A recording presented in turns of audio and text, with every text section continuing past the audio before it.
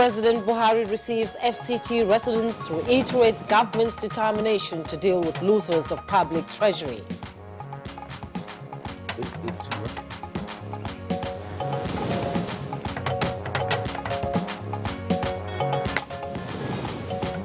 Etu Nupe admonishes politicians to adhere to the rules of the game as electionary campaigns intensify.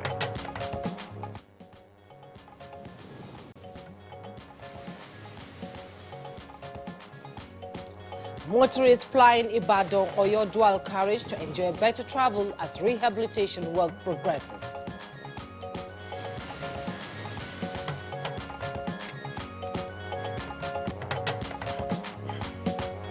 And on Good Morning Nigeria today, we shall discuss Nigerians and culture of vacation, plus safety on our highways during the Yuletide.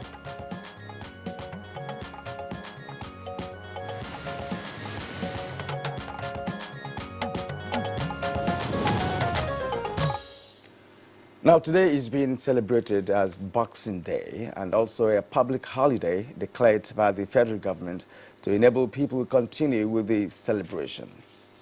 Some of the activities meant to celebrate the season include visitation to friends, relations, and loved ones. Many people go to recreational centers and orphanages to share the spirit of the season with them.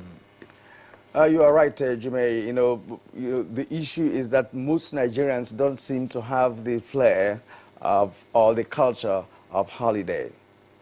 Are you really sure, Kiran?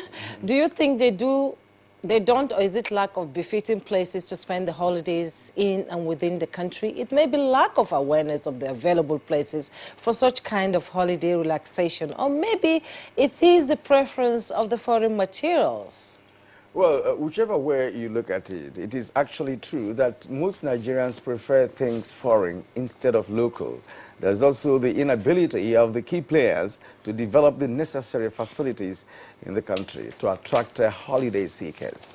But it seems nowadays people are desirous of standard places for holidays within the country as they begin to appreciate the abundant national resources that the country is endowed with. But before such will happen, Jimmy, you need to have iconic places that can attract people to go, because that is the essence of taking a holiday, moving away from home, and of course going to another home, let's say away from your own home. That's the fun of it. Exactly. Now, so how can Nigerians be encouraged to develop the culture of holidays? What should be done to develop facilities to international standards that will attract both local and foreign holiday seekers? These are some of the questions that we intend to seek answers to from our guests on today's edition of Good Morning Nigeria, which focuses on Nigerians and holiday culture. I am Kirian Umar. Thank you for joining us on Good Morning Nigeria, which is coming to you live on the network service of the NTA. For this edition is a Boxing Day edition. Yes. So are we boxing this morning? And I am Juma Yusuf saying compliments of the season. That's not the only issue for the day. Good Morning Nigeria will also discuss safety during the Yuletide. And as usual, we shall present our companion segments, which include newspaper review, business, sports, and foreign news. But first, let's take the morning news with Claire Adelabu Razak as our guide. Well, Claire, today is the Boxing Day. So what are you going to be doing after this news? Exactly, not boxing. But let me just take both of you on your earlier topic, talking about why people really don't go on holidays. I don't think it's, excuse me, I don't think it's more of having preferences for foreign, things or that. I think Nigerians are beginning to develop, a culture for homegrown areas. I think it's more of cultivating the habits really out of your, very tight schedule. For people like us, what would you say? Actually, I love taking holidays, and I wish I could go to somewhere in Nigeria and have a holiday rest. Well, security is also an issue, I really don't think so now. I think we have quite a number of places. But let me bring you the news now, and we're talking about Boxing Day. President Muhammad Buhari says his administration will stop at nothing until all those who abuse public trust account for their actions, while the resources illegally taken away are fully recovered and put to use for sustainable national development. The president was speaking at an audience with FCT residents who paid him a Christmas homage. we can truly make Abuja the city of our dream. Because the dream is we want it to be one of the 20 best cities in the world in enough years to come. And I think it's possible. It will also interest you to know, Mr. President, that FCT is for you.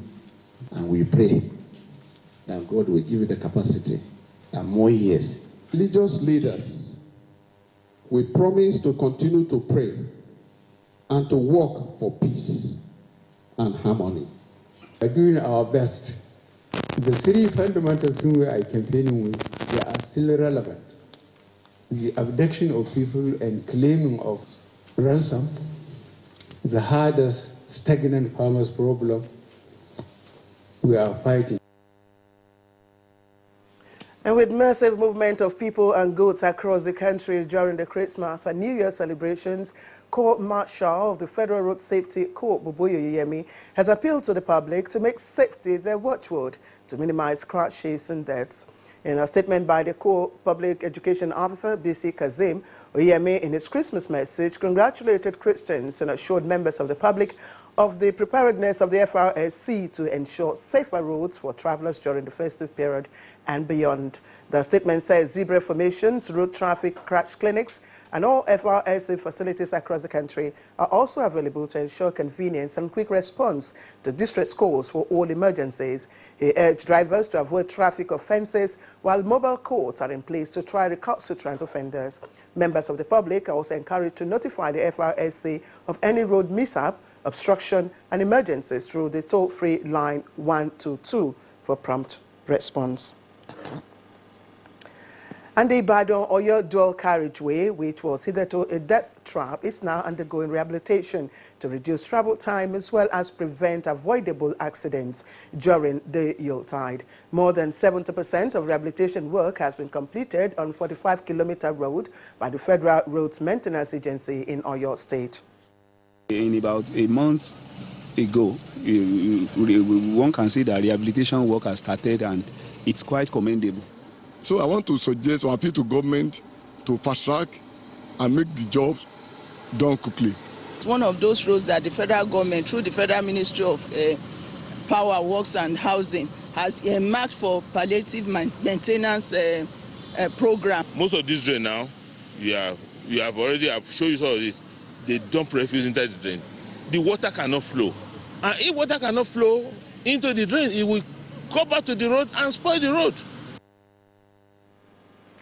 And President Muhammadu Buhari's decision to withhold assent to the Electoral Amendment Act Bill 2018 has helped to avert a major political impasse as well as constitutional crisis. Now, that was said by the Presidential Candidates Forum Summit on free, fair, and credible 2019 elections. Should drive our aspiration, and that Nigerians should come first. And politicians have been admonished to strictly adhere to the rules of the game as electioneering campaigns intensifies. It's Nupe Yahya Abubakar gave the admonition while playing host to the presidential candidate of African Democratic Party, Yabagi Yusuf Sani, who visited him for royal blessings. Nigeria is a promise of greatness. We have resources, we have human capital, we have everything. We want to be given the support by Nigerians. We know what we are doing. We know who to talk to. We know how to do it. And hundreds of All Progressives Congress supporters in Jigawa State converged on Birinkudu town to receive the first civilian governor of the state, Ali Saad Birinkudu, who recently defected from the People's Democratic Party, the PDP, to the APC.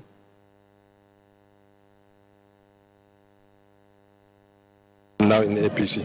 I have decided to change because of my people, because of the love I have for my people and for my state, and because of the love I have for my country and its people. And I want to be part of history also, positive history. And finally, the Buhari Support Organization has made a clarion call on the people of the Southeast at home and in the diaspora to lend total support to President Muhammadu Buhari in the 2019 general elections in order to consolidate on the achievements recorded so far. It is a wake-up call for Ndibo, a clarion wake-up call for Ndibo. to vote for President Muhammadu Buhari in the 2019 presidential election, because equity, natural justice, and good conscience is on our side. We are the only geopolitical zone in the southern belt of Nigeria that had not presided over Nigeria in Aso Rock since 1999, when the rotation convention took off. And those are your updates for now. You can watch more news on this channel at 10. I am Claire. Jume and Kieran will be back after this break. Unemployment, notably youth unemployment, features strongly in our party's manifesto. We intend to attack the problem promptly through revival of agriculture.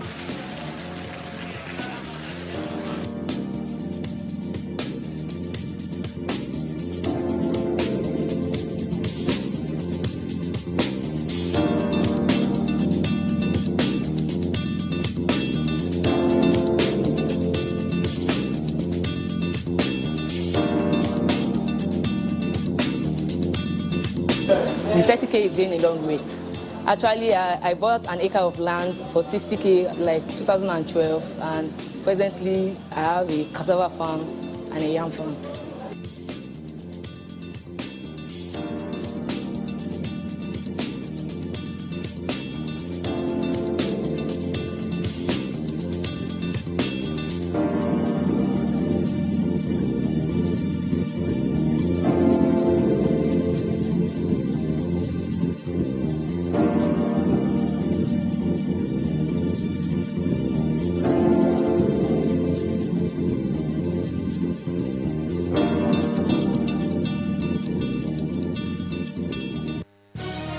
Reorganized, trained, and fully equipped, we are the new improved Nigeria Police Force. We fight crime. We bust syndicates. Whatever the crime, wherever the hideout, the Nigeria Police Force will get you busted. Stop kidnapping, armed robbery, murder, pipeline vandalism, and other criminal activities. Be productive. Be security conscious. Join the police force to secure your life and property. This message is from the Nigeria Police Force Public Relations Department. My name is Hadia Halita Aliu, a NITEL pensioner, having served very meritoriously and even serving on the Pension Reform Steering Committee. I ended up without a pension. The National Council on Privatization, under the chairmanship of Vice President Atiku Abubakar at that time, decided to pay us 3 years pension on a take-it-or-leave-it basis. Over 16,000 NITEL MTEL pensioners have struggled to get their pensions restored. Unfortunately, all attempts with successive administrations, did not yield any dividends. The quality of our lives has been severely impacted, by the stoppage of our pension. President Muhammadu Buhari heralded good tidings. Over 10,000 of our members have already been restored to payroll. We are very, very happy. We are very, very grateful. The Candidates,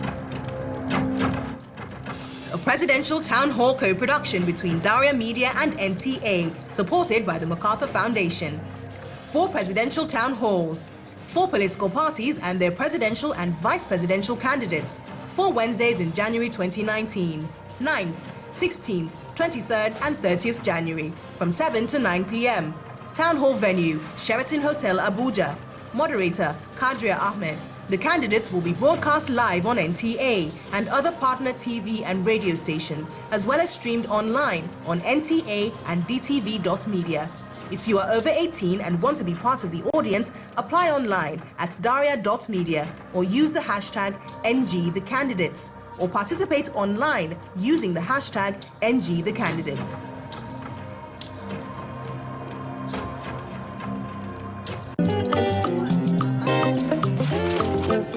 Me, I am ready for the party. Oh yeah.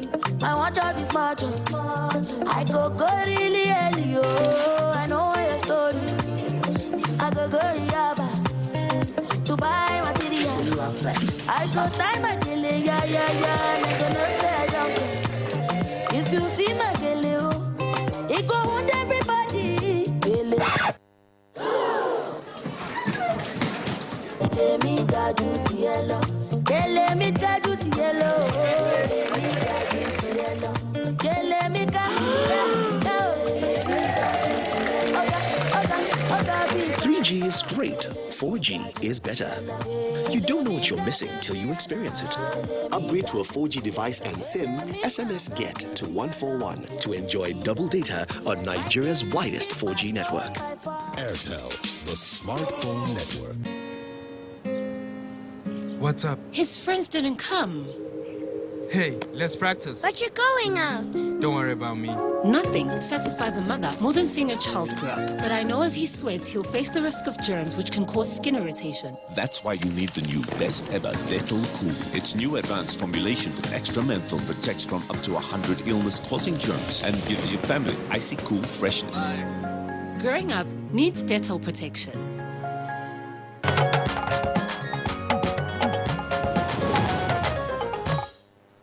Welcome back to Good Morning Nigeria. Central Bank of Nigeria, CBN, and MTN Nigeria resolve issues relating to the 8.1 billion naira foreign exchange remittance. Let's join Kunle Adeye for details on business news. The Apex Bank identified that the proceeds from the reference shares in MTN's private placement remittances of 2008 were irregular, having been based on certificate of capital importation that were issued without the final approval of the CBN. The two parties have agreed that the aforementioned transaction be reversed notionally to bring it into full compliance with foreign exchange laws and regulation. And the Nigerian Stock Exchange has approved the delisting of Great Nigeria Insurance PLC, GNI, from the exchange.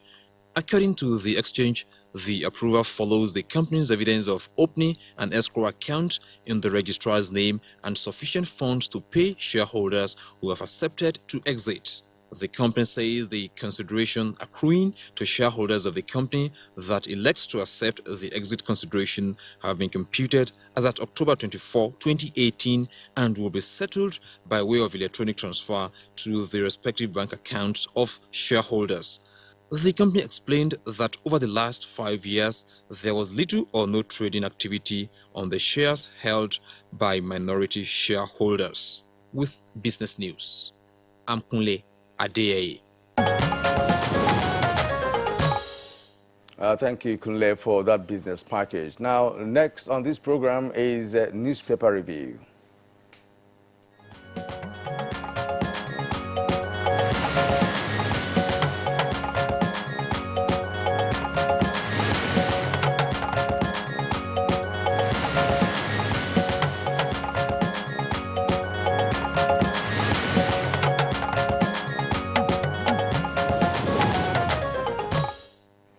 And now our usual newspaper reviewer, Bayo Atunubi, is here.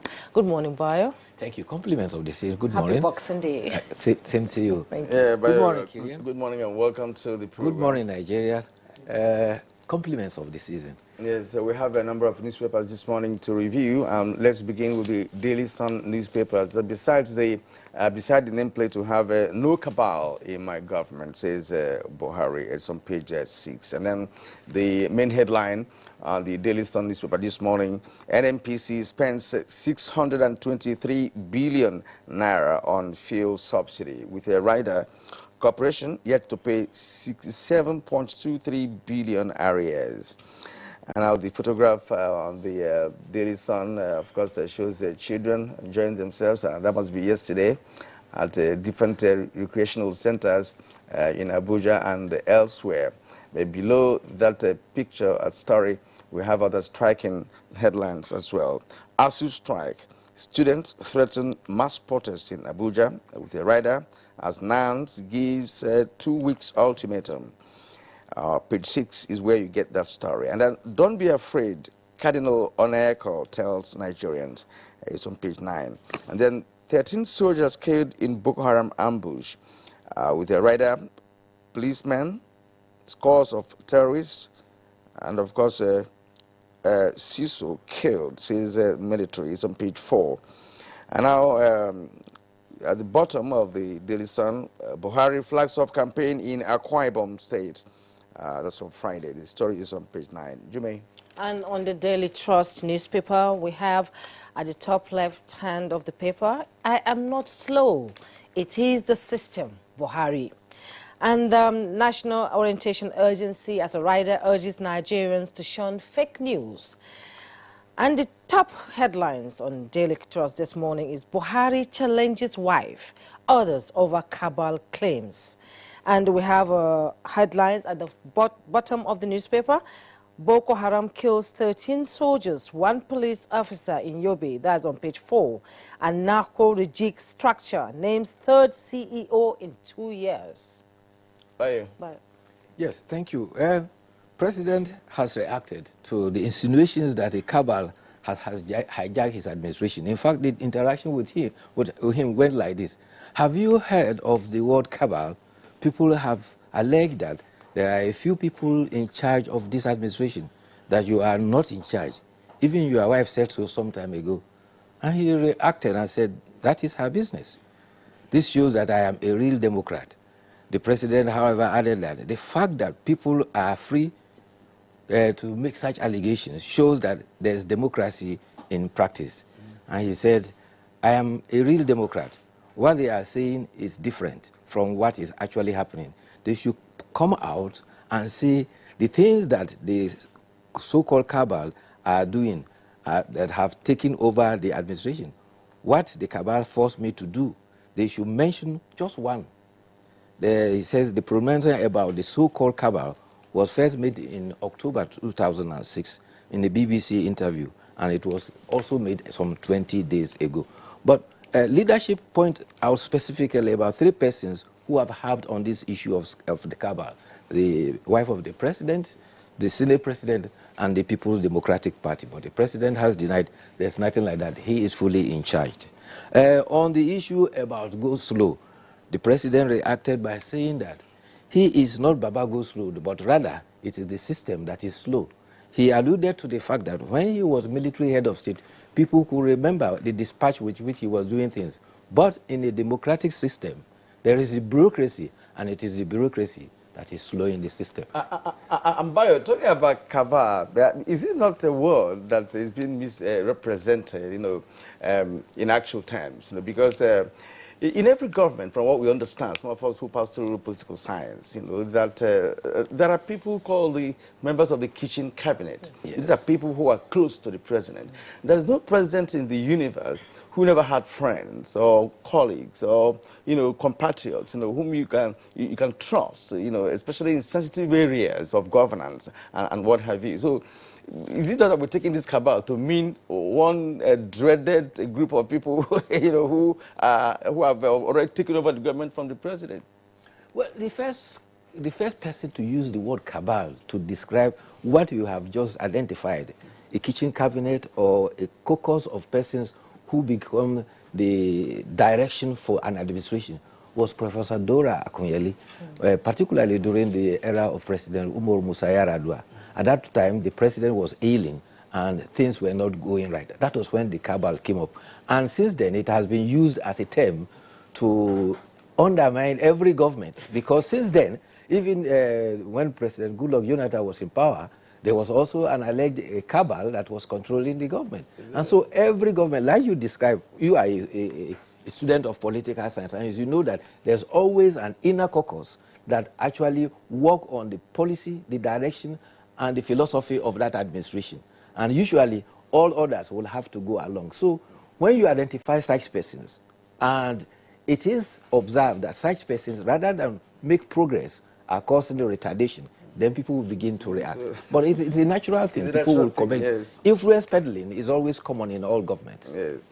All right, now let's go to the Blueprint newspaper. Beside the nameplate to have Rivers terminate 70% power asset contract. It's on page 34.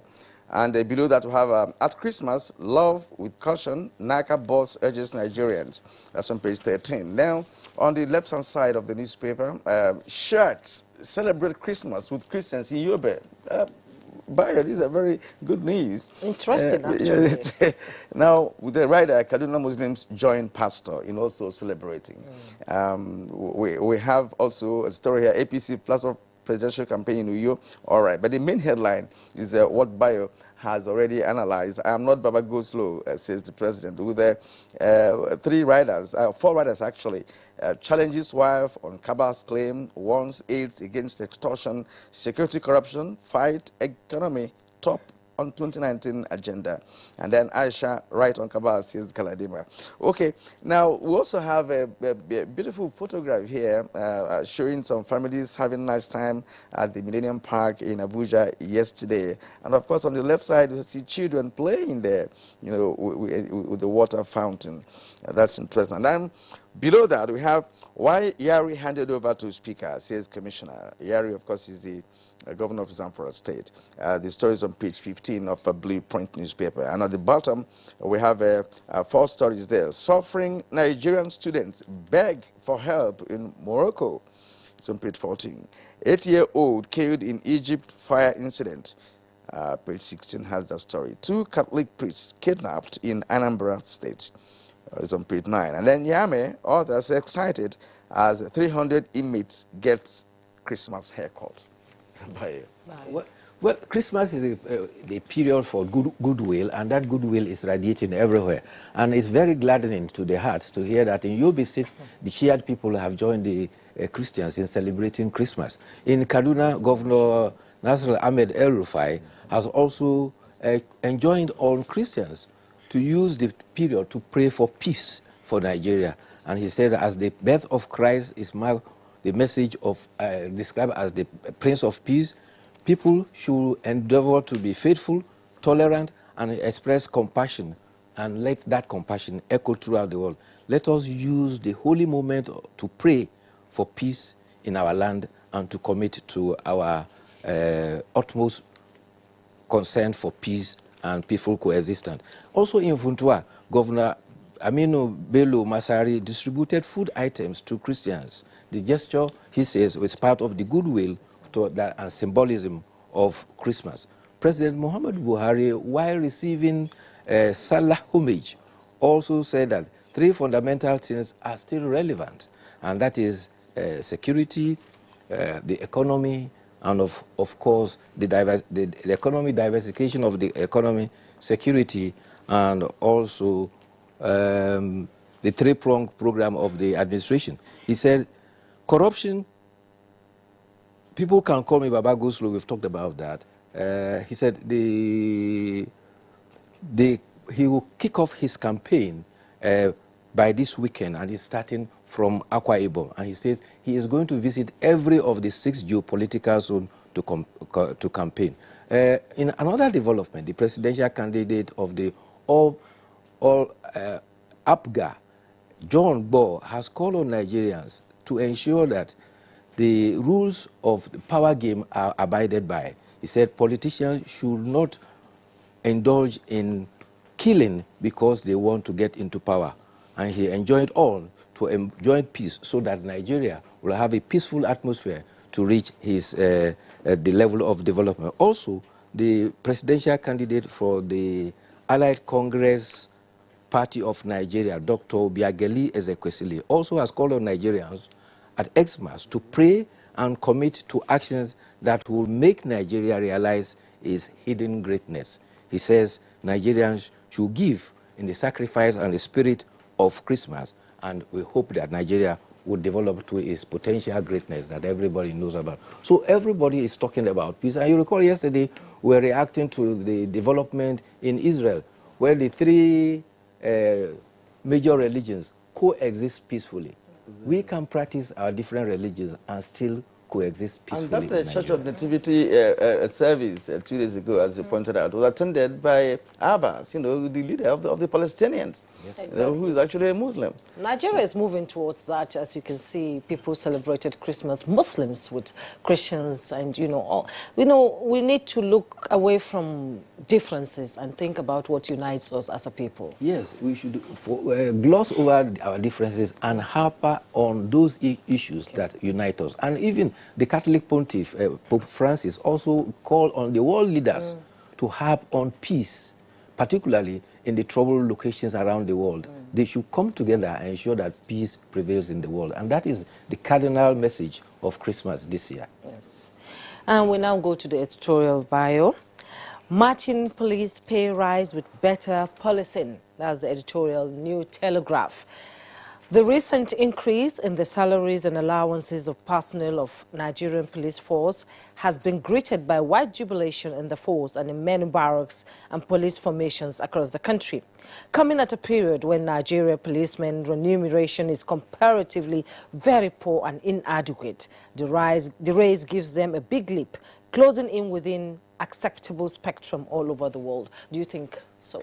Well, the editorial is happening on the fact that this is the second time the police is getting a substantial increase in their remuneration. The first was in 2009, but that time everything got frittered away. But what they are saying now is that in this instance, which took effect from 1st of November, the president has given the directive, and the National Wages and Income Salaries and Wages Commission has been directed to implement it, and it entails increase in housing allowance from the corporal up to the Inspector General of Police. And the editorial is saying that with that gesture, the police should reciprocate by ensuring that there is operational efficiency, there is rapid response to the challenges of kidnapping, armed robbery, and communal as well as religious crises that are bedeviling parts of the country. They say, above all, the police must also concern themselves with the programs of development, personal development, and the Police Service Commission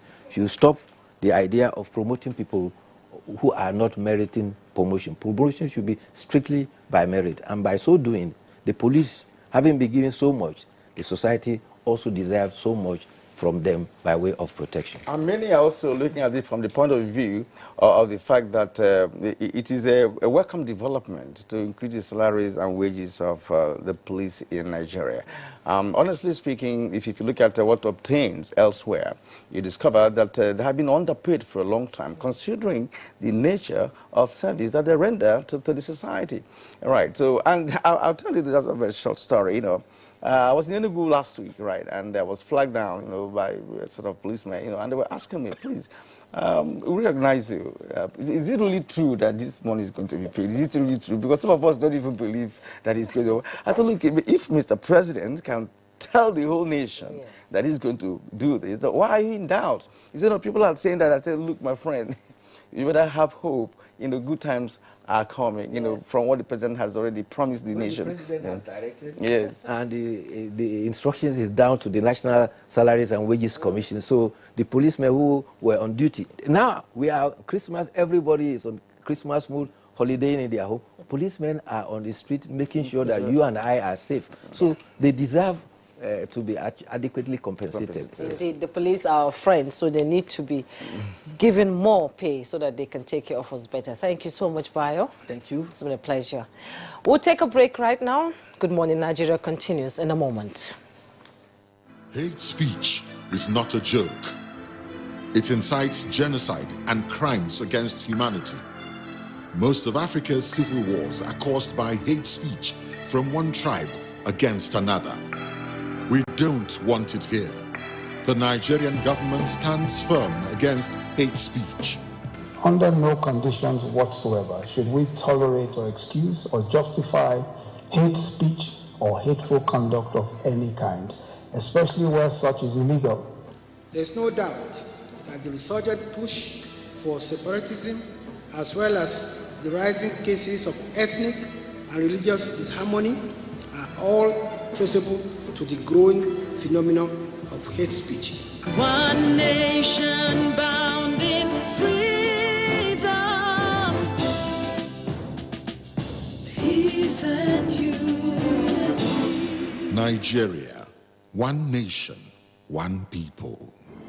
This is a public service announcement brought to you by NTA. Season's greetings from the Nigeria Police Force. The Inspector General of Police, IGP Ibrahim Batum Idris, NPM, MNI, on behalf of the entire officers and men of the Nigeria Police Force, felicitates with the entire Christian community in our great country Nigeria as they celebrate this year's Christmas and New Year. He enjoins the Christians faithful to emulate the virtues of Jesus Christ by propagating peace, demonstrating love, forgiveness, and harmonious coexistence among citizens irrespective of religious, ethnic, and political inclinations. The IGP assures all Nigerians of adequate security before, during, and after the Yuletide, hence the massive deployment of officers and men of the force across the country. However, he appeals to the public to partner with police by being vigilant, security conscious, and providing useful information to the police deployed in their localities. Merry Christmas and a prosperous New Year in advance. Cadbury Hot Chocolate 3-in-1, a delicious combination of rich cocoa and wholesome goodness of milk. Just add hot water to get an instant chocolatey treat that delights your senses.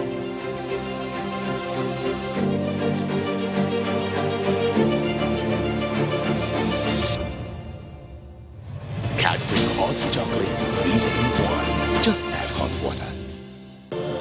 These days, people get their news and information from more media sources than ever before. Some of the news and information given are fake, unverified, doctored, and manufactured to create confusion, stir disaffection, and cause disunity. Before you believe or share any news, ask yourself, is this real? Is it from a credible source?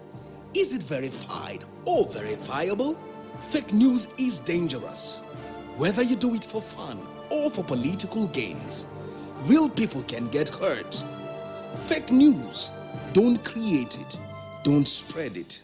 This is a public service announcement from NTA.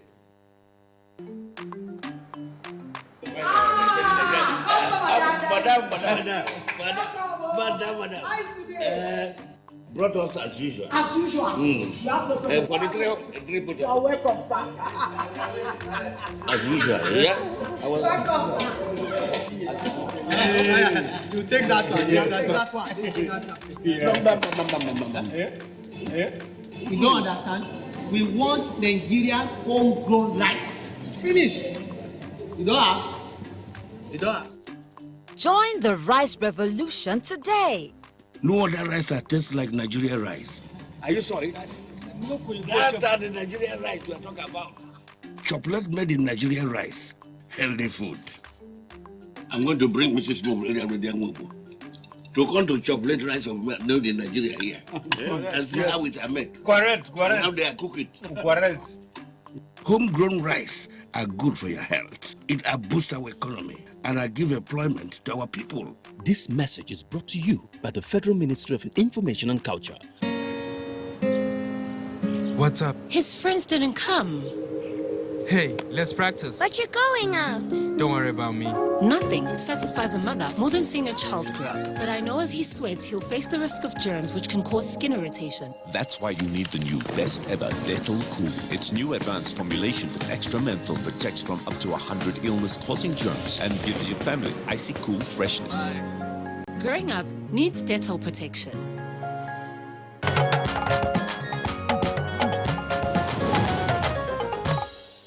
And we thank you for staying with us. Now to the first leg of our conversation for today. Prior to the Christmas celebration, the agencies in charge of road safety in the country have mapped strategies to ensure free flow of traffic as well as safety of commuters and motorists on the roads during the Yuletide. And these include massive deployment of personnel and ensuring opening up of and rehabilitation of some roads under construction. And joining us in the studio to discuss road safety at Yuletide is Ayuba Gora, FCT Sector Commander, Federal Road Safety Corps. Well, thank you for joining us this morning, Ayuba. Thank you very much. And also with us in the studio is Dele Yaro, Assistant Director Operations, FCT, Directorate of Road Traffic Service, what you used to know as VIO. Good morning and welcome. Thank you very much. So we're going to kickstart the conversation this morning with Ayuba Gora, Sector Commander, Federal Road Safety Commission. A lot of strategies were mapped out for safety of goods and passengers on the road during this Yuletide. So how good has it been? Has there been any problems with it? Well, by the grace of God, it has been very, very smooth. We've not really had any problems since we started. Movement of people and goods have been well done. And of course, we put a lot of measures in place to make sure that there's no traffic bottlenecks, especially in the FCT. You know, the FCT has about 3 or 4 entry and exit points. That is the Gwagwalada axis, the Zoba axis, the Nyanya axis, and of course, the Dutse Alaji axis. And all these places, we deploy enough personnel, including the special marshals. They were also there in their number to make sure that there's good traffic flow. And so far, so good. We've not recorded any issues. What about the train station? Because I found out that the station was almost sold out and people were traveling by train, by road. So have you put up such systems? On the issue of train, I may not be able to speak much on the issue of train, but I'll be able to speak on movement to the train terminal. Yes, that's what there was no problem. Now, Ayuba, let's expand this discussion to accommodate what is happening across the nation. We believe that all your zones are coordinating, with each other, because we learned that you have been automated for a long time now. So what is the news like in other parts of the country? Because first we have over 3,000 federal highways and, state roads and local government roads. And this Yuletide period, all these roads are busy now. Yes. So what are your men telling you concerning the vehicular movement in other parts of the country? Well, we have a WhatsApp forum, all the sector commanders, and we communicate in that WhatsApp forum. Like I said, what is happening in the FCT is like happening in every other state. Like in the northern states, it's virtually no traffic. It's only from the middle belt to the southern block that you see movement. And of course, with that movement, our men are there. In fact, the headquarters of the Federal Road Safety Corps deploy almost every staff in the headquarters to move out to all states that we are looking at that may have some little bottlenecks. So if you go out anywhere on the roads in Nigeria today, you will see men of the Federal Road Safety Corps and, of course, the special marshals. So what I'm really reporting in the FCT is a replica of what is happening in other states. Well, Kieran, I think they say every driver on the road is a madman. Yes. Yes. So I would like to bring in Dele Yaro into the conversation. And how would you describe the attitude of motorists during this Yuletide across the country? Thank you very much. Let me say that before this time, before the little period, we will be on the road and on the TV just like this and the radio programs to sensitize the motorists and on the need for them to behave well and for the need for them to be alive to celebrate. You understand, it is when you arrive safely that you have to celebrate. And so we realized that a lot of people came renewing their driver's license, and in the course of renewing the driver's license, they were spoken to. There were a lot of tests, maybe vision tests, then the knowledge on highway code and the road signs, and to be sure that you are up to date. And apart from that, they were spoken to the need for them to behave and to maintain the speed limits while driving. And just last week, we were together with the sector command and FCT to go on the road checks, particularly to see that the road is safe for the motorists. And where the road were given way, the companies were called, and then they were able to clean up the roads to make sure that there's free flow of traffic. And so far, so good in FCT. That VIA is a state affair. Within FCT, the motorists have behaved very well. We have not recorded much road crashes. All right. We know that yours is not a national outfit because all states do have their own road traffic services. But is there any coordinating point? Is there any, kind of synergy between FCT, road traffic services and others, such services across the nation? Because, invariably what we're talking about here is safety on the roads. And these roads are everywhere across the 6 geopolitical zones of the country. Just like I told you, we relate and work with the Federal Road Safety, particularly the sector commander here can be a witness to that we've been on the road to make sure that there's this safety on the road. It's about the safety of the lives and property of the people operating on the highway, beyond the FCT. And just like you said, the meeting points, like all over the Federation, we have the conference of the VIOs, directors. We relate, just like you said, on WhatsApp, and then we tell each other on what to do. So it's like our operation is uniform to make sure that what is happening in FCT is replicated in all the states for the safety of lives and property on the highway. Because by the time people are moving from the north here to the south for celebrations, what are the behaviors here? When they get there, are they still maintaining the same behaviors? And the people there, the officers there, are they on the road to make sure that the people behaves? You understand? It's like once you're in Abuja, you see the road safety, you see VVIO, you behave well. What about other states? Are they on the road? Just like you said, we are everywhere. In the FCT, we deployed 200 officers and men at all the video points to make sure that there's free flow of traffic, particularly to make sure that there is no any abandoned vehicle on the road to cause any road crash. You understand? So likewise, in other states, that is what is replicated. So the conference of the VIO, the director of VIOs relate with each other.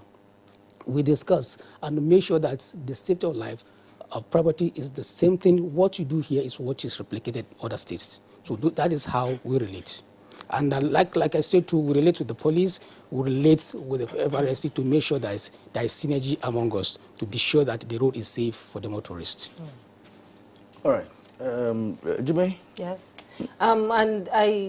You said that people were renewing their particulars for their cars and licenses. Why are they doing it at the last minute?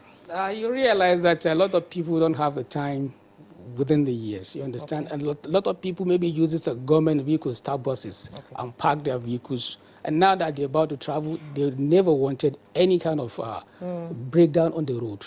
And to be sure that they have paid their due to government, you understand? So when this rush came and then everybody wants to renew, it's people to be sure that the family is not, the journey is not truncated on the road, to be sure that they have smooth, very free sailing on the road. So and you realize that if you have not done that, definitely you have not paid your due, that is the road taxation to government. There's every possibility that the road agencies will stop you to make sure that you comply. So nobody wants to be stopped. And so for onset, from the starting point, they want to be sure that they are very complete, and then up to the time they travel home and return home, back to their base too. So it is very important that they put all their vehicle papers in order, including their driver's license. Driver's license is the authority for you to be behind the wheel. That is, as a driver, irrespective of who you are, you understand. I have my driver's license. I'm an officer. My ID card cannot serve as my driver's license. So I have the authority to drive.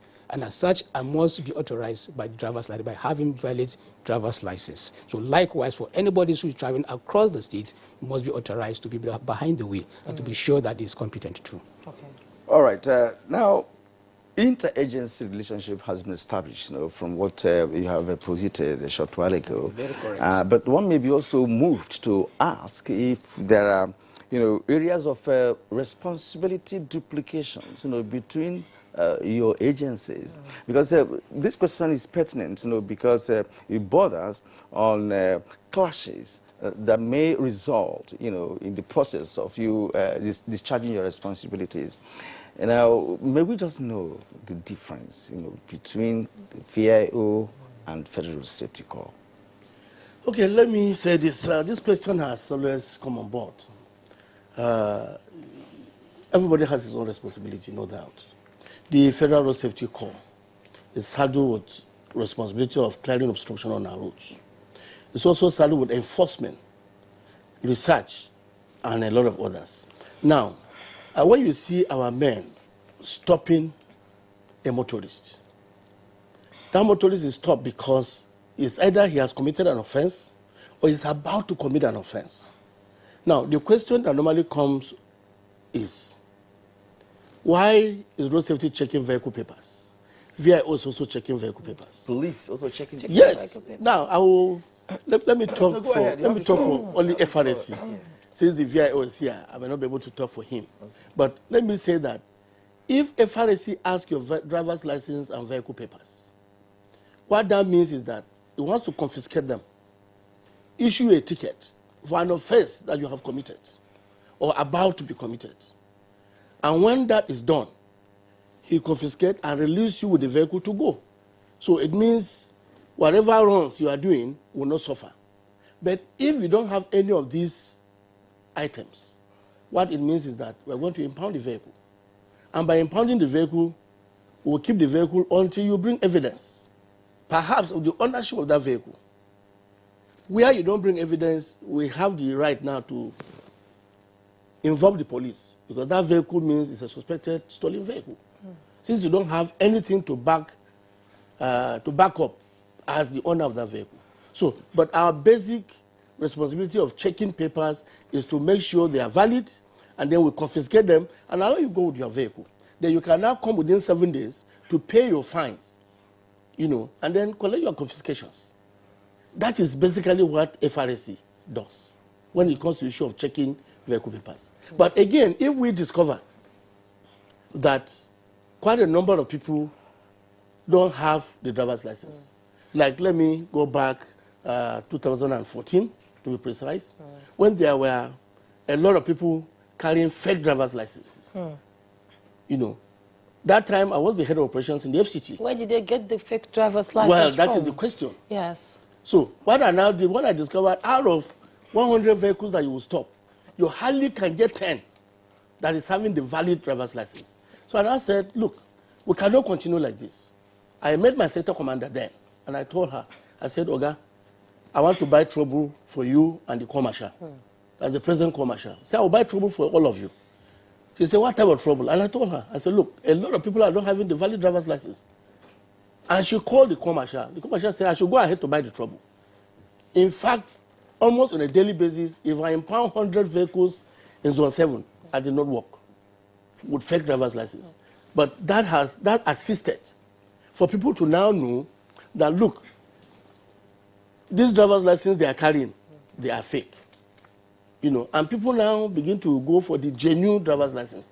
Today, I can hit my chest and say, out of 100 vehicles you will stop, you hardly get 10 that are carrying fake. Now, having explained this, the question was for us to know the point of departure, between your responsibilities and that of the Yes, DIO. I'm still going there, sir. Okay, go ahead and Now, conclude. in such a situation, we can come up with what we call special operations, just to check those things. The driver's license issue is a tripartite arrangement. The road safety is involved, the VIO is involved, the Board of Internal Revenue is involved.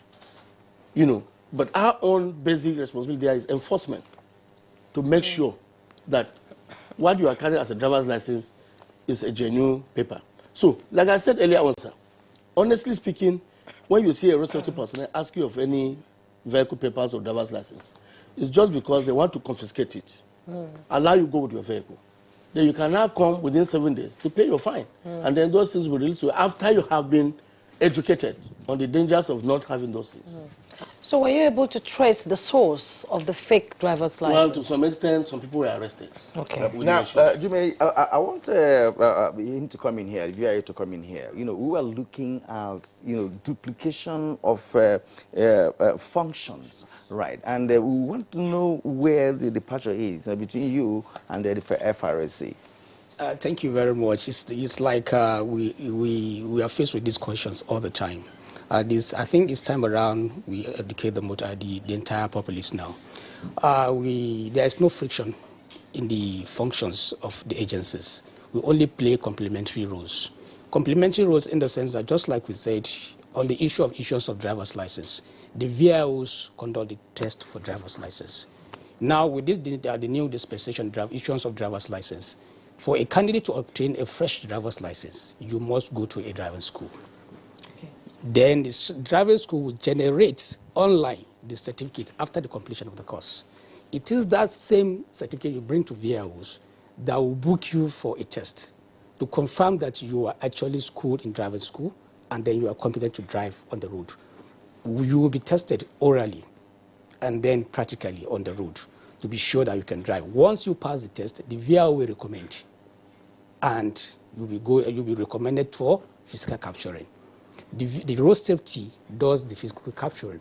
We conduct the test. They do physical capturing, and then that is FCT stage. The FCT does what MLA is doing, that the Motor Licensing Authority is doing in the states. So we are doing all. So when the licenses are printed, the original copies are sent back to us for distribution to the public. That is where the synergy comes in. That he mentioned tripartite arrangement. In the states, other states, apart from Abuja, we have the Motor Licensing Authority, we have the VIOs, we have the road safety. That is where the tripartite arrangement comes in. And there's this in Abuja, we have this one-stop shop where the road safety is there, the VIO is there. You'll be tested, you don't need to go outside the premises.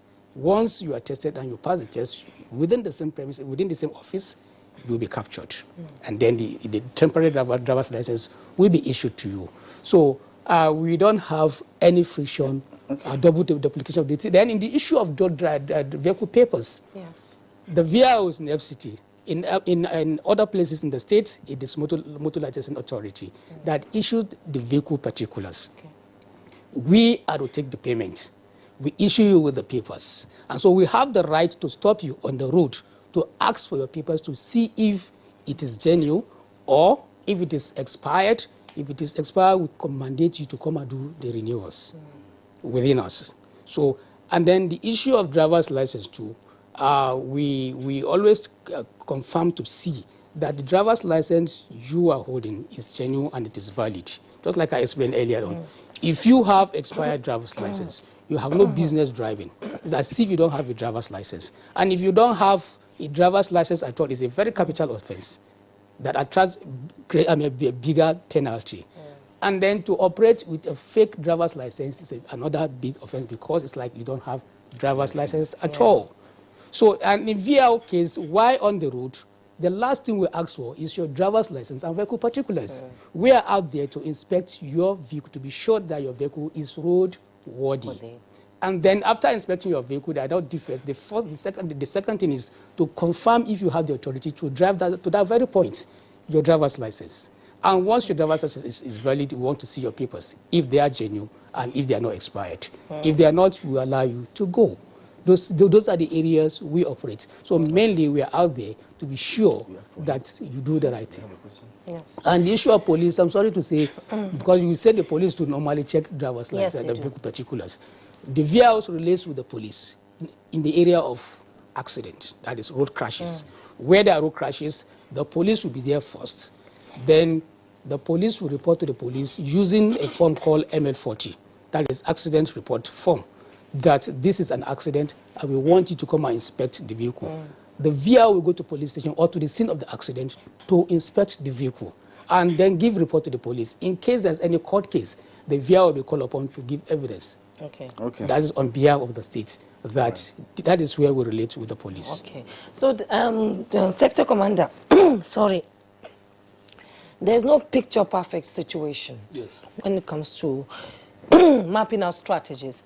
So, what were the challenges that you encountered during this Yuletide? We're still in the Yuletide celebration. It's not all over until after the New Year, I think. So, what challenges do you anticipate to expect that would happen before the Yuletide expires? Well, the celebrations are still on. Yes. And people who like over enjoying themselves, I use that word, may want to get drunk excessively and then also want to be on the wheels. These are challenges that we expect. And of course, if that happens, it's either they cause problem for others or they cause problem for themselves. Okay. So we are really prepared on that. I know that FRC generally, we have ambulance points. We call them the zebras. And these ambulance points are actually located at crash-prone areas. You know, so should there be any eventuality of such, the rescue team will be there. I don't want to hit my chest and say 10 to 15 minutes response time, but in most cases, it's less than that time.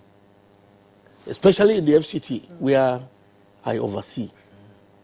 We have about 10 ambulance points in the FCT, strategically located. We have one at Abaji, Yangoji, Girin Junction, Zuba, We also have one when you are coming towards the town from Zuba axis at Guarimpa. We also have one when you are wheeling towards Nyanya axis Akubo at Goshen. Though Goshen is in Nasarawa State, but I oversee that point because of proximity. Okay. Then if you come to the city center, we have one at the Secretariat, that's the CBD. We also have one at Area 10. Then we have one again at the city gate. Then when you are going to the railway station at Idu, we also have one ambulance point along that route. So, well, we also hope that you have such ambulances, in other parts of the country. Yes, because FCT is just a city, but what we have the 36 states of the federation. Yes. Gentlemen, the exodus of people and goods is far from over. As Jimmy pointed out, that has to last until perhaps the first week of January, before it subsides. And I would like both of you to, as closing remarks, to actually talk to Nigerians who are still on the roads, because people are even traveling this morning, and other people are planning to leave tomorrow, as the case may be. It's a daily occurrence until the time it expires. Yes. So what's your final advice, please? Well, what I would rather say is people should obey traffic rules and regulations. And let them also remember that nobody tells you welcome when you are traveling. It's only when you get to where you are going that people tell you welcome. And of course, we should know that it's only the living that celebrates. All right. My advice is just that people should travel light this time around. What you don't need to carry. At least overload the vehicle with goods and then even overloading the people with persons. Just not to lose control while driving. So these early hours, these days, that the visibility is so poor and there's dust everywhere. That is early hour fog. You understand? You don't see, so you don't overspeed. Make sure that you go at the speed you can control. And the speed limiting is there, 100 kilometers per hour. Don't go beyond that for safety. In case of any eventuality, you'll be able to have full control of the vehicle. Thank you very much. All right, thank you, gentlemen. Well, one good thing, Jimmy, is that the sector commander didn't tell us about any mishap anywhere, near Abuja as well. So the mobile courts are just resting. No, it's not like that. Yeah. We had some accidents. No, we had some few crashes. Those few crashes we had along the highway, I can mention only one within the FCT, and that is at Quetta, when a trailer carrying cows. What about reports from other parts of the country? Yeah, from other parts of the country, most of the crashes we get reports on are mostly either serious or minor. Okay. But fatal crashes are very, very minimal. All right, but it has to be established that Nigerians are indisciplined on the wheels. I mean, no doubt about that. And it's a topic for another day. Right? Yes, so by the grace of God. about the challenges and, of course, your capacity to actually enforce some of these regulations. All right, at this point, we'd like to appreciate you for being part of our show this morning. Thank you very much. Thank you, Ayuba Gora, FCT Sector Commander, Federal Safety Corps. Thank you indeed. Thank you very much. Thank you. And of course, Dele Yaro, Assistant Director Operations, FCT Directorate of Road Traffic Services, otherwise the VIO. It's been a pleasure hosting you this morning. Thank you for having me. Coming. Thank you very much. And you're still watching Good Morning Nigeria on the network service of the NTA. Today is Boxing Day. See who you can change his or her life. It's very important because you're still in the Yuletide season. All right, now we'll take a short break. When we return, we shall go to the second leg of our conversation this morning on Good Morning Nigeria. Kinde suffers from indigestion. His twin Taiyi suffers from heartburn. Sometimes it's the other way around, or both. That's why they use Gaviscon Double Action. It soothes within 3 minutes and lasts for up to 4 hours. For double relief from heartburn and indigestion, Gaviscon Double Action. What's up? His friends didn't come. Hey, let's practice. But you're going out. Don't worry about me. Nothing satisfies a mother more than seeing a child grow up. But I know as he sweats, he'll face the risk of germs which can cause skin irritation. That's why you need the new best ever Dettol Cool. Its new advanced formulation with extra menthol protects from up to 100 illness-causing germs and gives your family icy cool freshness. Growing up needs Dettol protection.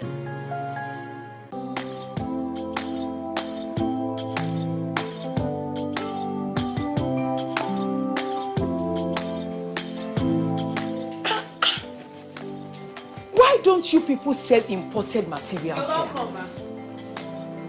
As beautiful as the shop is. Auntie, Buying foreign goods does not help our economy. Neither does it boost local production. And the good thing is Nigerian-made products are high quality. Really? And to make Nigeria great again, that is why I only sell made in Nigeria products. Because change begins with me. I'm convinced. Change begins with me too.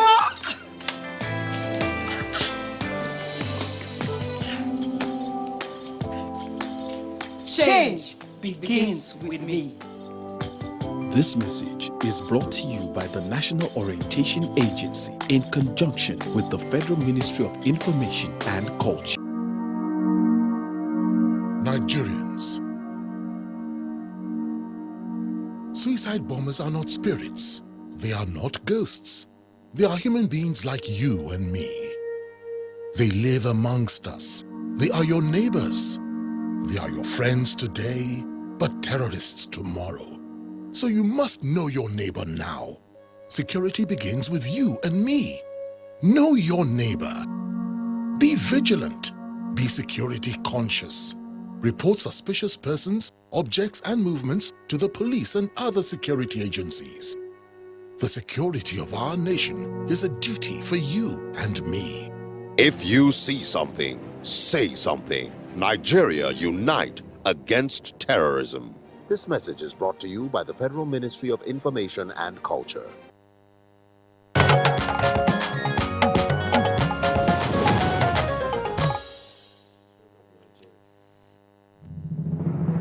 Join to the war, Buhari has come. Let all Nigerians rejoice. For our future is guaranteed. To move to the next level. To move to the next level. To move to the next level. We wish you a Merry Christmas. We wish you a Merry Christmas. Wish you a Merry Christmas and a Happy New Year. Wish you a Merry Christmas. We wish you a Merry Christmas. We wish you a Merry Christmas and a Happy New Year. You are watching. Welcome back.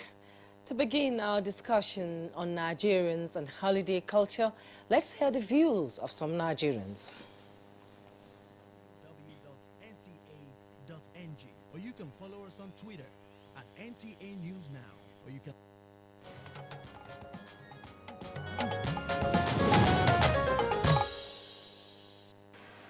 I have relative. I have to visit them, or maybe sometime maybe I can go out with some of my friends. I don't plan because I so much like my country and I appreciate that. Yeah. And state, you don't go to hometown? Yeah, I go to villages to see my parents, my loved ones. I would like to go to the village, go spend time with my family. Because it's been long. Sir? You're not thinking of going outside? I'm thinking of that. Like where do you want? America. It is somebody who have a little that will say, let me relax with my family. When you don't have, what will you do? You don't have and you don't have. You don't talk of realization. Yes. The stress itself is too much. Looking at everybody walking on the road, I'm telling you, you will be surprised watching. They say, God, where are you?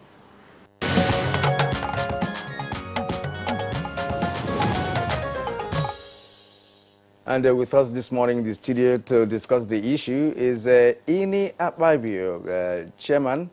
Of course, he is the chairman, Board of Hotels Management and Tourism in Akwa Ibom State. You're welcome to the program. Thank you very much, Kieran. All right, and also with us this morning is Rabu Saleh, President, Federation of Tourism Association of Nigeria. Thank you very much for having me. You're welcome. Yeah. And from our Enugu studio, we are being joined by Chigozie Osiagu. Thanks for joining us. Thank you very much. Events of the season. Now, I would like to kickstart the conversation with Mr. Ini Akpabio, Chairman, Board of Tourism, Akwa Ibom State. Compliments of the season. Thank you, Jumai. It's known all over the world that Nigerians enjoy good things. They like good things. We are considered some of the happiest people in the world.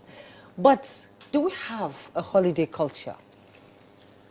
I said an interesting question you're asking. I would like to answer by saying that everyone has a holiday culture. Every community, every state, every nation. The holiday culture is affected by so many things. It's one thing to have a culture, and it's one thing to realize that culture. And so when we talk of the holiday culture in Nigeria, yes, we have it.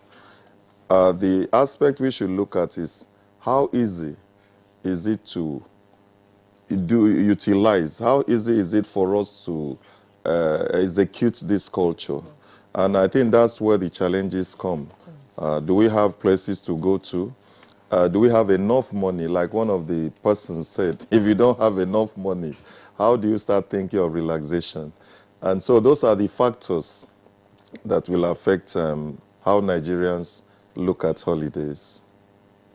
Okay, now, Rabu, let's get your perspective to this. You know, we are talking about holiday culture. And from the position of NE, he said that we do have it, but it depends on if you have the wherewithal to engage in that. And as one respondent did say, that it depends largely on your pocket, you know, your financial muscle, to be able to move your family away from home to elsewhere, you know, to enjoy. So in your perspective, do you really have this culture? Well, you see, for us in the tourism business, normally you say before somebody embarks on a holiday, you have to have what you call the disposable income. So what is the disposable income? That is the money you have left after you have taken care of all your basic needs and necessities. Then the question we have to ask here is, do Nigerians really have the disposable income to go on holidays? The answer could be yes and could be no. Because there are people who work in high-end areas, they earn a lot of money, they can be able to save and go for holidays. But if you look at it, some of the people cannot. Because when you talk of holiday, it has to depend on the way you define holidays. Is it in terms of going to visit friends and relatives, or people going to resorts, to hotels, high areas, to be able to go for holidays? So we have to differentiate between those two aspects so that we can be able to categorize our visitors. How do people go? Where do they go to? Why do they go to these places? So these are the things we need to look at. So generally speaking, I will agree with the fact that Nigerians, yes, they go on holidays, but it is affected by these factors of disposable income. We'll now go to Enugu, where Chigozie Osiago is waiting. I would like to ask you the same question.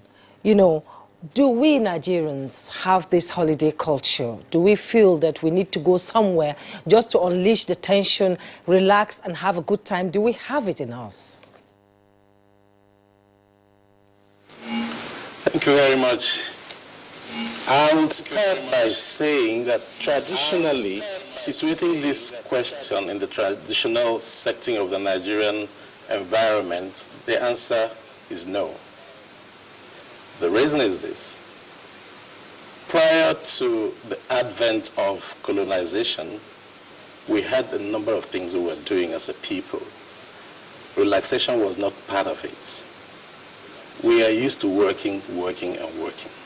But when the Europeans came, they ushered in various things that gave a kind of realignment of our social systems.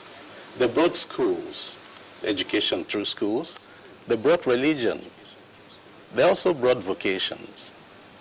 And education gave opportunities for people to have breaks intermittently during first term, second term, and things like that. People have to have holiday that period. For work, people also had to have holiday in terms of what we call leave. And then for religion, during particular periods of time, we have the holidays. So the Europeans formalized this for us.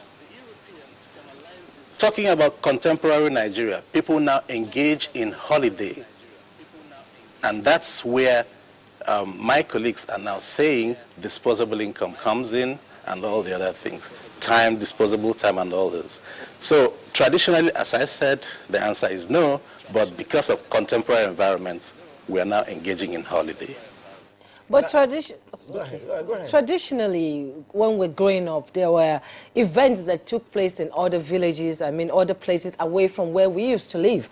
And it was considered a holiday because people go there to experience the activity that is taking place, like the Darbar, like the wrestling matches in the East and so. But I still think that it was also part of relaxation and holiday too. Don't you think so? Yes, it is, like I said, contemporary times. But traditionally, it wasn't available formally. So we can enjoy our holiday. We are now enjoying holidays because it's a borrowed culture. It's a borrowed culture. Having formal holidays, periods where you say people are on holiday. It's broader now, it's more defined now. But in those days, we did not have properly defined holiday seasons. People work all through. If it's not harvesting, it is planting for the farmers. Hunters don't say, today is holiday, we can't go to hunt. I'm talking of traditional environments. Traders, business people, every day they're in the shop, they're in the market, they are trading. They don't take time for holiday. But lately, people are now realizing that, look, I need to have time for my family, for myself, and even for friends around. Even sometimes, when we talk about holiday, we should not confuse it with travel. There are two different things. Travel is one thing that could be done during holidays. Okay, thank you, Chike, there. The point I've raised is actually arguable in the sense that even those days you mentioned, in the Igbo land, we had New Yam festivals where families exchange visits from one community to another. We also have agricultural tourism. In my community, we have an extension place we call Ago. You can take you several hours to get there. It's another abode, where you can spend your time, even during the time of harvest when people make merry and what have you. Let's not go there for now because you have already established the fact that we have to broaden the perspective of holiday. And let's see how it is impacting on the lives of Nigerians. And I'd like to return to Ini one more time. There are certain factors raised by Rabo a short while ago that has to do with the issue of preparedness to have iconic places, interesting places where people can develop interest to visit. And even when you have the disposable income, you have the right place to spend it. What is Nigeria's issue with having tourism destinations? I'm very, very excited by that question because it's one of the key things I've always said. So we move from the fact that people now have disposable income. Now, where do you go to? Hitherto, a lot of persons would like to go abroad. And why do they go abroad? Because the things you're mentioning are already there. And so I have always said this, and I'm repeating this. When we talk of tourism, tourism is not abstract. Tourism means that if I take myself from Zamfara or River State or Akwa Ibom or wherever and decide to go to FCT, which we take as our capital, and I take my family and we want to spend a week there, then the question is, if you're there on holidays, what do you see? And so there's been a massive deficit in that aspect. I want to call on all state governors, local government chairmen, and even the federal government. Tourism is not something that we should just leave only to the private sector. The sites to visit have to be developed. They sometimes have to be developed with the cooperation of the public sector, and that is the government. Let me give you an example. If the federal government did not put up the Hilton in Abuja, it would have been difficult. Maybe we still wouldn't have had a hotel as massive as that. But after having put that in, they have diversified and giving it to the private sector. So we want the government at all levels to also invest in children's parks, in development of existing tourism sites, and ensure that when people visit these places, they have areas to go to. That is lacking right now. So that's what we wanted to talk on this topic, on this particular outing. When even you have the disposable income, which parts of the country can you go to? And you have yourself and your family engaged for up to a week, going from one tourism site to another tourism site. That is what the country needs to concentrate on. There's been a lot of talk on rehabilitating tourism sites like the Yankari Game Reserve and Obudu Ranch is there. And I remember when we were kids, people traveled all the way to Ibadan to go to the zoo to see the tortoise that was more than 100 years old and all that. You know, it's like it has phased out. People don't even think of going to these places anymore. Is it because there's no sustenance to the... It's, we should do things a bit more differently. That's what we call thinking out of the box. Okay. For me as a person, we find that Nigeria has infrastructural deficits. That means that commuting by road, commuting by air, is very challenging in Nigeria. And as such, what some of us advocate is this. If you have an airport, let's say in Port Harcourt or Uyo or in Bauchi, now once a tourist arrives via the airport, we would like the state government, the private sector, to develop tourist sites within a few kilometers so that we are not talking of going on very long distances out of the comfort zone that you arrive. Let me give an example. If today you say, I'm going to London for holidays, you are not going to London because after arriving at Heathrow Airport or Gatwick Airport, you start commuting into the suburbs of England to see how they rear cattle or the rest. A lot of the tourism sites you want to see are, one, they are man-made, and two, they are within the town. The same goes for Dubai. A lot of what you see in Dubai are made by man, and they are easily accessible.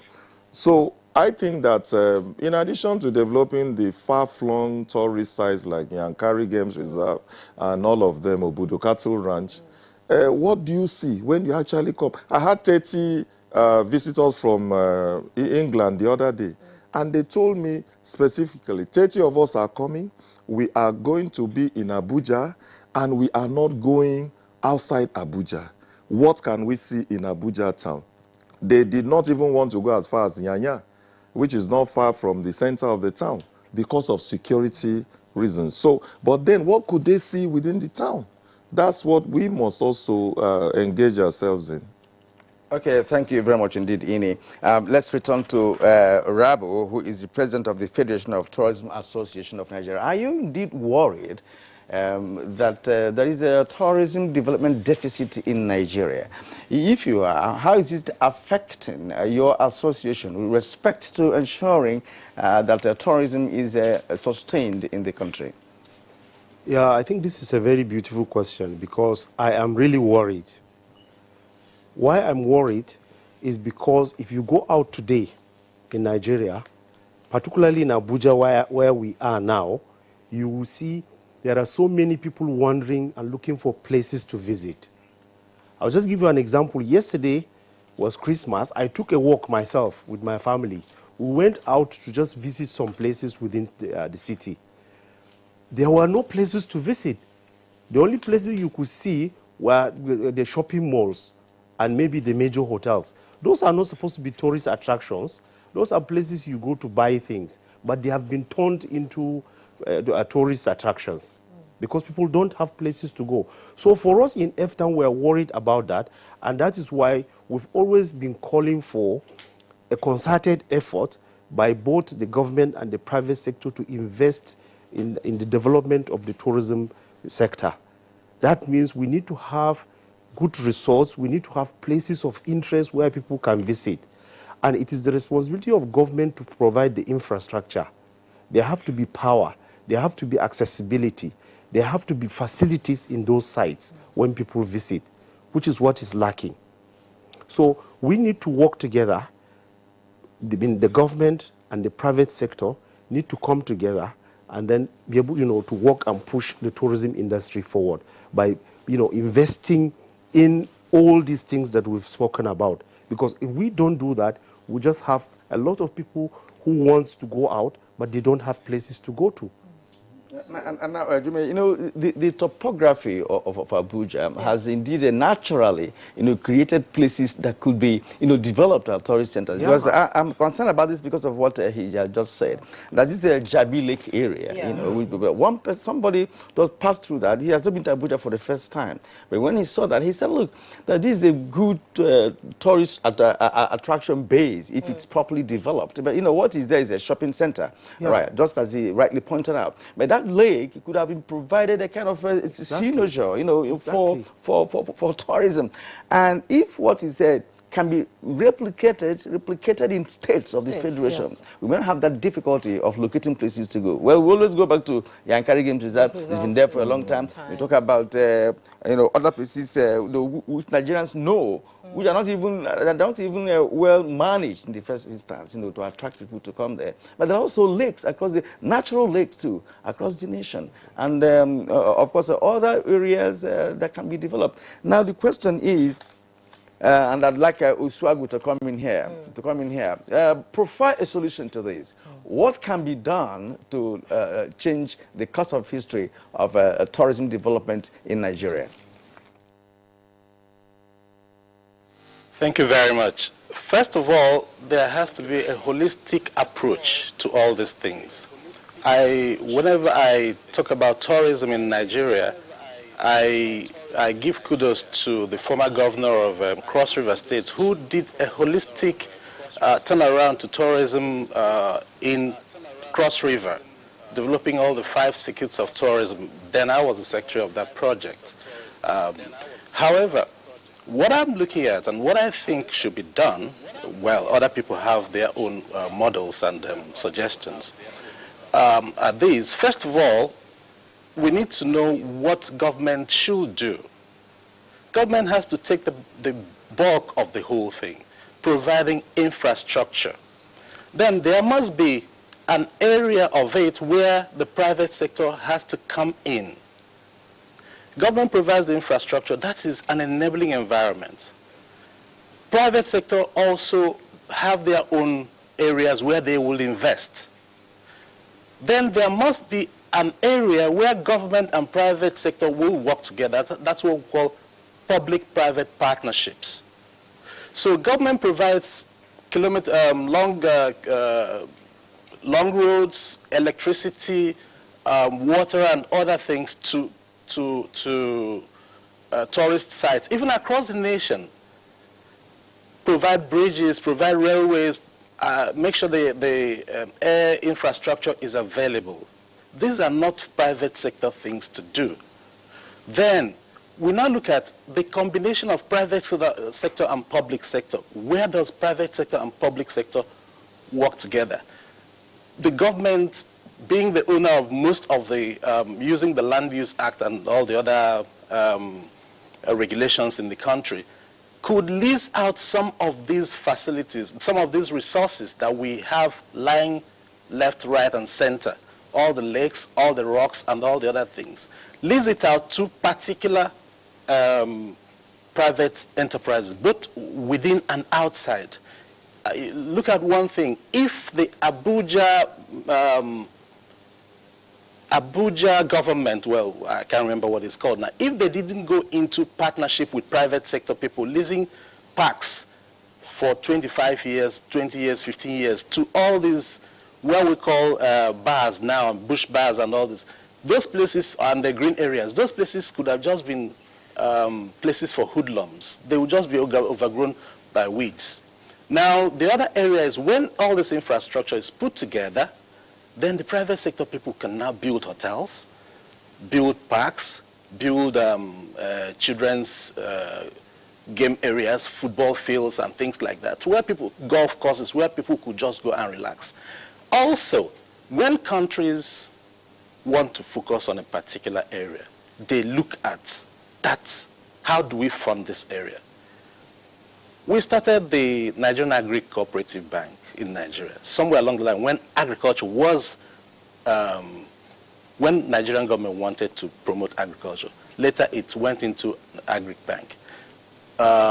Education Trust Fund, there's Education Trust Fund, and there are other funds, Petroleum Trust Fund. Why not have the Tourism Development Fund? We've talked about this for so many years. I remember in 1993, 94, we were talking about Tourism Development Fund. Up till today, there is nothing like Tourism Development Fund, where people in the tourism sector, hotels, tourism entrepreneurs, and all the other people could go in and get funds. Somebody wants to build a hotel today. He needs, first of all, when he gets the land, the next thing he's talking about is a generating set, a very large generating set, talking of millions of naira. Government could assist in all these things. In other countries, local governments, municipalities, provincial governments, and all the others compete favorably for the tourists. I've had dealings with countries in Southern Africa, and every local government is competing with the next local government for the tourist interest, for the tourist attention. We are also guilty ourselves, the Nigerians, because when we talk in public places like this, we want people to enjoy Nigeria, but sometimes you are at a loss where people would go. We also demarcate our country. I had some scenarios where we're talking about the Zuma Rock, and people said evil spirits live there, this and that, this and that. It's all false. Talk to the locals, you know the story. I had cause to climb the Kilimanjaro. Nobody talked about evil spirits. The Kilimanjaro in Tanzania, I've climbed it. Nobody talked about evil spirits. People come from all over the world, they go up there, they come down, they pay so much. I've had cause to stay with lions, to stay with cheetahs in Southern Africa. Nobody talks about all this. I've had cause to visit so many festivals outside here. I've gone to so many places. Nobody talks about the ills of all these places. But people celebrate Halloween in Nigeria. Meanwhile, your traditional festival in your village is fetish. It's unfair.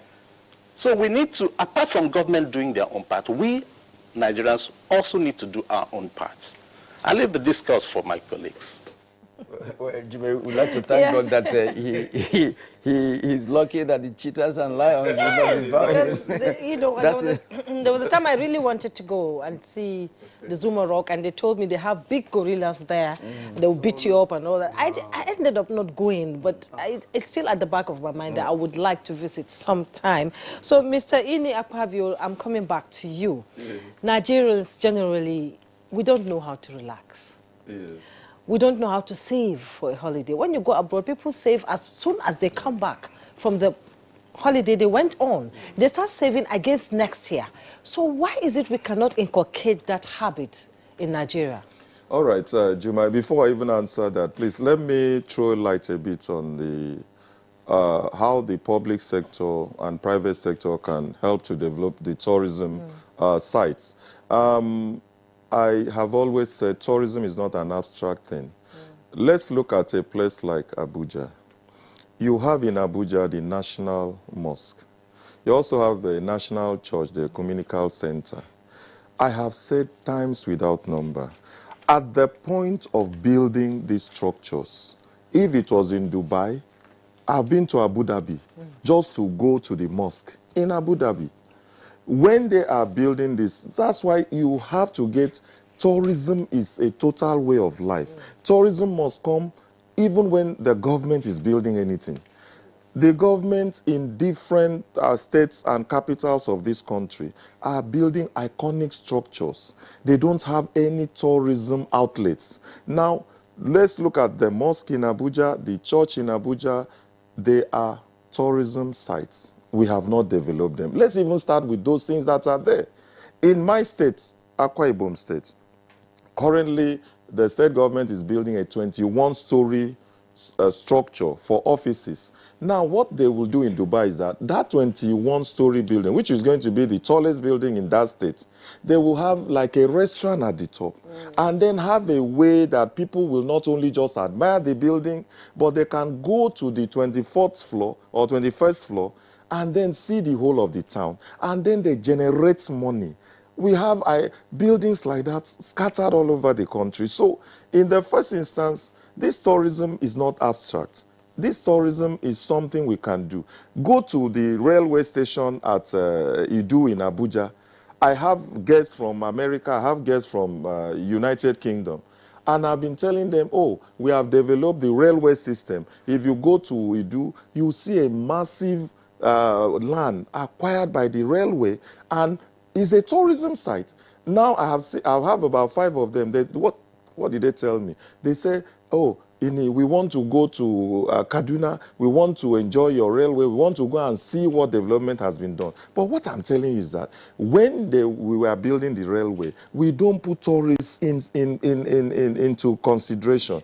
When you go to that railway site, you should be able to tour around it, be taken around, see places dedicated for tourists, because that is what we go to look at in other people's countries. Now, coming to saving, there are a lot of factors to saving. First and foremost, well, they say if you don't have enough to eat, what are you going to do? Like my brother Rabo said, it's a matter of disposable income. Yeah. But again, even in developed countries, it's not that everybody is super rich. It's just that the most important thing we must consider is that we must imbibe in us that culture. Yes. When the culture is there, you save. After all, you are talking of saving for tourism.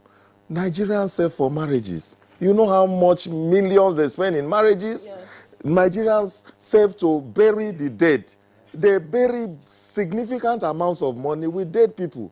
So why can't we, while we are alive, save also to enjoy? So it's a matter of principle and dedication. I appreciate the fact that holiday traditions, are an important part of building a strong bond between families. And again, it's an extended period of leisure and recreation, especially when that happens outside your home. We're not talking about the financial muscle, disposable income, and of course when you are saving to pay your children's school fees, we will not be trying to save for you to go on a tour. But it is because the culture has not been properly cultivated. Exactly. That's what I want to believe. Gentlemen, thank you so much for taking all this far. At this point, let's look at what Nigerians are also saying. Some are making contributions via tweets. And you may like to begin, Jumei. Yes, Mike Anyako says, there's this man in my village nicknamed, you work in the sun and eat in the shade. Unfortunately, many Nigerians now work and eat in the sunshine. We don't rest. We don't value vacation. Too bad. The so-called stress is a function of restlessness. Vacation refreshes the body and the soul. All right, from Festus Akimboy, well, we all need to revive our work-weary minds from time to time. Sadly, many Nigerians don't have time for holiday, apparently because of our challenging economic climate. That is why they're burnout and have poor mental health, which in turn results in low productivity. Government should raise awareness on the importance of taking annual leave, and workers must ensure that they take their annual leave to relax and spend time with their family and friends. And Daily Jack Solomon MEJ said, please let us not blame Nigerians for these shortcomings. Although holidays and vacations are good for the soul and body of man, Nigerians do not have the luxury of going for vacation. Their mega salaries can't even take care of their basic necessities. Talk more of vacation. All right, now, Chinedu Nicholas Mwabawane says, an average Nigerian worker has no time for rest. Some MDAs don't allow their staff to go on leave. In some paramilitary outfits, off-duty is no more on rosters, not to talk of leave. Government should emphasize more on the health of workers. A healthy workforce is a productive economy. And Faithful says, good morning, Nigeria. I think fees is not something you should just wake up one morning and start ringing bells upon. It is something you should commit in God's hands first before it can manifest, not with the carnal mind or thoughts of going for vacation. It's highly recommendable that all workers should find time to rest, calm the nerves, and also be able to get better or more inspirational or idea to apply to your work? All right, gentlemen, you have all been able to establish that Nigeria has a holiday culture. But what has happened is that, you know, to sustain it is difficult, especially when you don't have the facilities that would stimulate the interest for one to move his family or even an individual moving to another environment to appreciate the environment. Now, Rabo, you are directly involved in this because your members are the key actors in all of this. Now, let's begin to profile solutions now. Well, the solutions, I think for now, like some of my colleagues have already said, is that we need to work together, the government and the private sector. When the private sector, the government provides the enabling environment, which means they make sure that the infrastructures are there are roads, there's security, there's power, the rails are already working, they are mending the roads all over the country. This is a very good omen, and it shows that efforts are being made to create accessibility to these tourism sites. Then the private sector will now come in and assist in the development directly. See, one of the problems we have is that tourism is not given the right position in this country. And that is why we're always backward. If you look at it right now, we don't even have a ministry for tourism. Does it require a legislation for it to work? Well, What is actually required? No, not really a legislation per se. It is the government. The government itself, the federal government, needs to show interest, needs to prioritize tourism and consider that tourism is one of the mainstay of its economy. Just like oil. Oil is going to finish. Tourism will never finish. These things are natural. Nigeria is blessed with abundant natural and human resources. We have rich culture. And our primary attraction, even as a country, is our culture, because that is what we show. People don't come to visit Nigeria because they want to see skyscrapers or they want to see beautiful roads. They already have all those things in their country. What they want to see is our rich culture. Therefore, we need to have a system, a situation whereby the government organizes these things and put them in order. If we don't have a Ministry of Tourism, sometimes you don't even have budget for tourism. NTDC cannot go for marketing because they say they don't have budget for that. Therefore, we need to do the right thing. If we don't put the round pegs in round holes, we can never get correct results. I think tourism is the concurrent list. Therefore, the states also should play a role here. What are the states doing? And is your association actually pushing for any kind of change in this direction? Yes, we are working with both the states and then the federal government, because our associations, like you know, is made up of all the tourism stakeholders, the hoteliers, the travel agents, the tour operators, the car hire, the souvenir sellers, everybody that is into the tourism business. Therefore, we have to work together with the state government, because the states are the custodians of most of these tourist attractions. These are where these things are based. Therefore, we need to work together with them to make sure that they do the right things. You know, when the federal government, and when the Supreme Court passed that judgment on the hotels and said that registration of hotels has to be borne by the state, we still said, yes, it can be borne by the state, but we need to work together with them. Because as stakeholders, if we don't have a standard where a 3-star hotel in Jos is the same thing with a 3-star hotel in Abuja or in Lagos, then we're going to have a problem. We need to have a standard whereby the facilities everywhere, all over the country, are going to be of the same standard. Therefore, our association is working with all the stakeholders that are concerned, that is the state government, the federal government, and our own members, to make sure that we do the right thing and we put the right things in place so that the industry will be able to move forward. What about the private sector? Are you also going to private sector to initiate tourism destinations? Yeah, the private sectors are already investing. You see, most of the hotels you see are owned by our members. They are the private sector that are owned. If you go to resorts also that outside the states, outside Abuja, they are owned by the private sector. Like now, it is one of the most developed tourism system that we have now that is working is the Cross River State, where you have the Calabar Festival, which is currently going on. The Calabar Festival is one of the festivals that has placed Nigeria on the tourism map because it has been able to bring people from all over the country, from all over the world, to come and witness the rich cultural heritage that is abound in Nigeria. Therefore, states and then needs to take cue from that so that we can develop things that can bring, you know, income to the states and at the same time enrich the people. Now I would like to go to Enugu, where Mr. Chike Osiago is waiting. Would like your final thoughts on the topic. Thank you. Just like I said before, we need a holistic approach to all these things. Apart from government, the private sector, people, we also need to encourage the businesses that are involved in tourism. I know when people hold events like conferences, seminars, summits in other countries, if it's a 4-day seminar, conference, or summit, they dedicate 1 day for people to go around the city, go on boat cruises, go for shopping, go for so many other things. In Nigeria, and I have evidence of this, you approach organizations that are organizing conferences or seminars or summits, tell them, we need to do a tour for your people, and just 1 day or even half a day, they tell you, we don't have time. There's so much to discuss. What are you discussing? That people that are coming from all over the world should see your destination.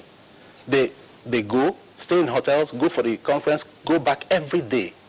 They finish this and they go back. They don't see your destination. They don't impact on the local economies. They don't trade with the people. They don't drop the dollars they brought or the euros they brought.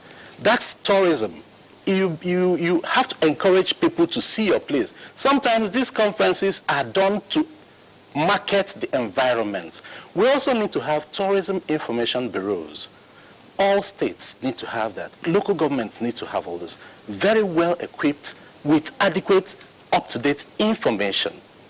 Then we also need to have conference bureaus that identify who has 30-seater rooms, 100-seater rooms, and things like that.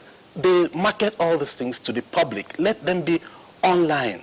I had an opportunity of marketing Nigeria in Italy some 10 years ago. While I was about, the Ghanaian man just came, they started talking, asking about Elmina Castle and the other place. The guy from Ivory Coast came, he talked about so many other places. They were excited. When I came to talk about Nigeria, what they asked me was, do you have oil to sell, or do you have dollars to sell, or did your grandfather leave some money? You see, that's what people know about Nigeria.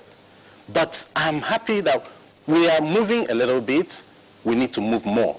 The visa on arrival is a great thing that is done, but incidentally, the visa on arrival is for business people, high diplomats, not for tourists, and so many other things. So we need to have a holistic approach. And like I said before, government, private sector, and private sector, private-public partnerships. We need to emphasize on all this. And every state, every local government needs to develop something, because we all have, all the 74 local governments in Nigeria, each one has one thing to sell to the public. Even if it's within your environment, you're selling it. Thank you. Thank you, Chike Osiago, Tourism Development Consultant, for coming on Good Morning Nigeria. Compliments of the season. And Mr. Ini, your final thoughts? Well, a very quick one. Yes. I just want to say this. Nigeria is so blessed. We are a very, very wealthy, very rich country, but we are wallowing in poverty. I'm saying that because, just like Karen said, at the time all the states were given the capacity to develop their tourism sector, what have the states done? The whole scenario has been killed. First and foremost, I will advocate, let state governors go and study what is meant by tourism. I'm sorry to say, many state governors, many local government chairmen don't understand tourism. And that has been a big problem. And when you see one state governor, like the former governor of Cross River State, Donald Duke, understanding tourism, you see what he has done. And so what we are saying is this, please, all state governors, you have so much in your states, so much in your capitals. Develop them. Get the right persons to speak with. Anything that a state governor wants to do in his state, whether it's building a stadium, he's building an edifice, he's developing roads, all these have tourism components.